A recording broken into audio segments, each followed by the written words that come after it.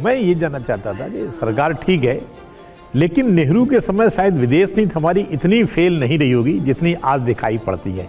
आज बड़े शशोपंज में हम आ गए हैं कि हम रूस के साथ रहें, हम अमेरिका के साथ रहें, और अमेरिका को लेकर के अमेरिका 500% टैरिफ की धमकी दे रहा है और हम कोई सफाई नहीं दे पा रहे हैं। कभी रूस से तेल बंद करते हैं, कभी कुछ करते हैं, कभी चीन से समझौता करते हैं।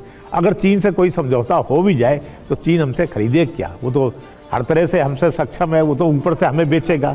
रूस हमसे कुछ खरीद नहीं सकता, उसको तो वो आत्मनिर्भर एक तरह से, वो हमें तेल ही बेचेगा। तो आज एक बड़े अजीब स्थिति में हम खड़े हैं कि हम अमेरिका से समझौता करें या ना करें, और सरकार को स्पष्ट नीति। इसी में एक सवाल जोड़ दूं। जी प्लीज गो अहेड सर।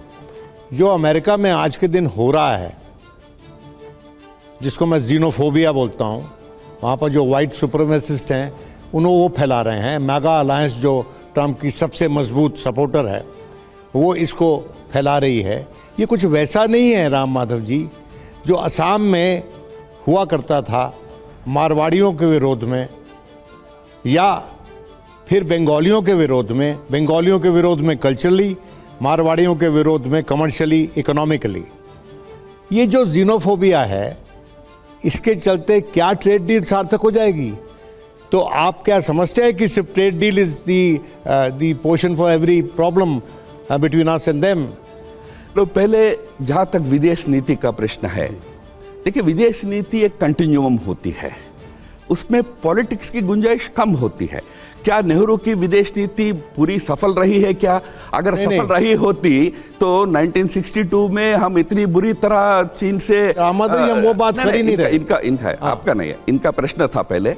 तो 1962 में चीन से जो हमको युद्ध झेलना पड़ा, ये तो नेहरू की एक भ्रामिक विदेश नीति के कारण हुआ था। स्वयं नेहरू बाद में उसको कंसीडर करते हैं पार्लियामेंट में। तो विषय ऐसा है कि विदेश नीति नेहरू से लेकर आज तक एक प्रकार से कंटिन्यूम है, कुछ नीतियां समान चली है। हाँ, बट हर सरकार अपना एक फ्लेवर जोड़ती है। नेहरू की अपनी सफलताएं होंगी। नेहरू ने एक बहुत बड़ा एक प्रयास किया नॉन अलाइंड मूवमेंट खड़ा करने का, सफल नहीं हो पाया, बट एक समय एक बहुत बड़ा उसका ये था। आज उसका विफलता हमको सबसे पहले समझ में आ गया 62 वॉर में। 62 वॉर में कोई नागालैंड कंट्री हमारे साथ खड़ा होने को तैयार नहीं था।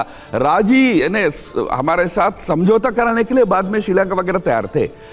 वही आज पिछले 10 साल का आप देखेंगे, एक स्ट्रेटेजिक ऑटोनॉमी के नाम पर जब हम खड़ा हुए हैं, एक थोड़ा हटकर यानी नॉन अलाइनमेंट से हटकर, अलीनता से हटकर एक स्ट्रेटेजिक ऑटोनॉमी है। हम एक सार्वभौमिक आजादी के साथ हम काम करेंगे, सबसे संबंध रखेंगे। यह जो हमारा नीति रहा है, यह कई देशों के लिए एक प्रकार से मॉडल बना है। मैं बता सकता हूं, यूनाइटेड नेशंस में जब यूक्रेन के विषय में भारत ने तय किया कि हम एक not exactly neutral but strategic autonomy का स्टैंड लेंगे, हमारे पीछे 40 देश खड़ा हुए। नहीं तो दुनिया को 2 गुट में ही बंटना था, एक या तो रशिया का समर्थन करो या यूक्रेन का समर्थन करो, 2 ही गुट बंटना था। पर एक तीसरा गुट खड़ा हुआ, उस गुट में 40 देश थे। वो कोई छोटे मोटे देश नहीं थे, उसमें इंडोनेशिया था, उसमें सऊदी अरेबिया था, उसमें यूएई थी, उसमें मलेशिया था। बड़े देश भी साथ आए और भारत ने जब एक स्टैंड लिया उसके साथ खड़ा हुए। मैं मानता हूं ये भारत की विफलता नहीं है, भारत की सफलता है। हाँ, रही बात आप जो कह रहे हैं, आपने जो बात बोली यूएन में, उसको आप कंटिन्यू करिएगा। लेकिन जब ऑपरेशन सिंदूर हुआ तो ये कहा जा रहा है कांग्रेस की तरफ से जो हमारे ट्रस्टेड एलाइज थे वो भी हमारे साथ नहीं खड़े हुए। नहीं, बिल्कुल, मैं उसी पर आ रहा था। तो बाद में कुछ ऐसा घटनाक्रम जरूर हुआ जिसमें शायद हो सकता है प्रचार में हमसे कोई दूसरा और थोड़ा आगे बढ़ गया हो, या प्रेसिडेंट ट्रंप की इच्छा है कि भारत उनको कहे कि तुमको नोबेल मिलना चाहिए, हमने शायद उनको वो सपोर्ट करने के लिए हम तैयार नहीं हुए हो। प्रेसिडेंट ट्रंप की अपनी एक पर्सनालिटी है, वो थोड़ा अपना व्यक्ति केंद्रित पर्सनालिटी है, उसमें उनको लगता रहा है कि हमको भारत सपोर्ट करे, हमको नोबेल के लिए हमारा नाम रिकमेंड करे। हमने नहीं किया, पाकिस्तान ने किया, तो पाकिस्तान को थोड़ा और बढ़ावा देने का प्रयास वो किया हो। ये इस प्रकार के टेम्परेरीली कुछ इश्यूज विदेश नीति में हमेशा आते हैं। आपने पड़ोस की बात की है, मैं आपको एक बार रिक्वेस्ट करूंगा कि आप इतिहास पढ़िए पड़ोस का। पड़ोस में उथल पुथल होना हमेशा होता रहा है, आज पहली बार नहीं हो रहा है। इस प्रकार के अप्स एंड डाउन्स हमारे पड़ोस में होते हैं, बट पड़ोस हमारे लिए एक बहुत बड़ी ताकत है। आज भी हमारा एक कल्चरल सिविलाइजेशनल बॉन्ड के कारण हमारा बहुत बड़ा संबंध उन देशों के साथ है। आज भी ये सारा होने के बाद भी बांग्लादेश को वीट हम दे रहे हैं, बांग्लादेश को तेल हम दे रहे हैं। डू यू नो, इतना समस्या होने पर भी बांग्लादेश को तेल के लिए, वीट के लिए भारत की तरफ देखना पड़ता है और भारत आनंद से देता है। हम कोई उनको ये नहीं कह रहे कि आप हमारे खिलाफ खड़े हो, हम नहीं देंगे, नहीं। समाज दोनों हमारा एक अच्छा संबंध वाले समाज है। यह आज वर्तमान की स्थिति थोड़ा बहुत पॉलिटिकल उथल पुथल है, मैं आपका मानता हूं, वो ठीक होगा, क्योंकि एक बार बांग्लादेश में चुनाव हो जाए, चुनाव के बाद जो भी सरकार आएगा संबंध अच्छा रहेंगे। श्रीलंका में चुनाव हुआ, एक ऐसे सरकार आई जेवीपी की, जेवीपी भारत की विरोधी रही पहले, पर ऐसे जेवीपी के साथ आज अच्छा संबंध है। सरकार बनने के बाद सारे चीजें ठीक होंगी।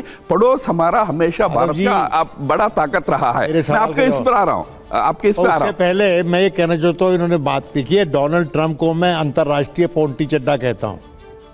नहीं, इसलिए मैं आपके विषय पे आ रहा हूं। अंतर्राष्ट्रीय पोंटी चड्डा है, जहां जहां जमीन देखेगा, जहां जमीन के नीचे खजाना देखेगा, वहां चला जाएगा। ये कांस्टेंट नहीं है उनकी फॉरेन पॉलिसी में, ये कांस्टेंट नहीं है उनकी फॉरेन पॉलिसी में। मिड टर्म इलेक्शन हो जाएंगे, उसका रसूख खत्म हो जाएगा। अपने देश में रसूख गिरा हुआ है, हम क्यों, why are we tied to his apron strings? No, मैं वही तो कह रहा हूं, हम कहा उनके एप्रन स्ट्रिंग से टाई हुए हैं। आज भी जैसा मैंने कहा, उनके व्यक्तिगत महत्वाकांक्षा में हम हमारा राष्ट्र हित के खिलाफ जाने को तैयार ही नहीं है ना, इसीलिए तो ट्रेड डील अटका हुआ है ना। लेकिन सर, ट्रेड वो तो डील, कहने की इसलिए भारत आपने ट्रेड डील की बात मनाने में लगा हुआ है, भारत मुझे मनाने में लगा हुआ है। बिल्कुल नहीं लगा, मैंने ही पीस करवाई है, लगा हुआ तो हम एक बात बोल देते ना, उन्होंने ही सीज फायर करवाया। तो वो कह रहे हैं ना, वो क्लेम कर रहे हैं कि भारत चीन का समझौता उसने करवाया, भारत पाकिस्तान के समझौता उसने करवाया। हमने साफ कहा है, प्राइम मिनिस्टर साहब ने साफ टेलीफोन पे उनको कहा है, बाद में हमने सार्वजनिक रूप से पार्लियामेंट में प्रधानमंत्री जी ने कहा कि नहीं, हम दोनों देशों के बीच कोई तीसरे देश का कोई हस्तक्षेप नहीं है, ये स्टैंड हमारा बरकरार है। मैं कह रहा हूं कि यह जो स्टैंड भारत ने लिया है, स्ट्रॉन्ग स्टैंड प्रधानमंत्री मोदी ने लिया है, उसी के चलते आज ट्रेड डील भी अटका हुआ है।